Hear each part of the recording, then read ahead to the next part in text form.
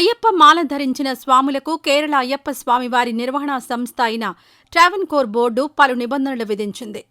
స్వామివారి సన్నిధికొచ్చే అయ్యప్ప మాలధారులు ప్లాస్టిక్ వస్తువులతో ఇరుముడి తీసుకురావద్దని సూచించింది. శబరిమలలో ప్లాస్టిక్ వస్తువులను నిషేధించడం మూలంగా ఇరుముడిలో వాడే ఏ వస్తువులు ప్లాస్టిక్ అయి ఉండకూడదని ట్రావెన్కోర్ బోర్డు ప్రకటించింది. ఇరుముడి బ్యాగులు కూడా ప్లాస్టిక్ది వాడవద్దని స్పష్టంగా తెలిపింది.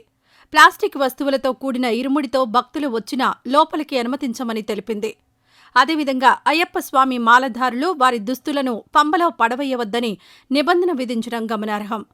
ప్రతిరోజు కేవలం 80,000 మంది భక్తులకు మాత్రమే దర్శనానికి అనుమతులిచ్చినట్లు తెలిపింది. సన్నిధానంలో దర్శనం టికెట్ ఉంటేనే లోపలికి అనుమతించనున్నారు. దర్శనం టికెట్లు ముందుగానే ఆన్లైన్లో బుక్ చేసుకోవాలని, పంబ వద్ద ఏర్పాటు చేసిన దర్శన బుకింగ్ కౌంటర్ను కూడా భక్తులు ఉపయోగించుకోవాలని ట్రావెన్కోర్ బోర్డు ప్రకటించింది.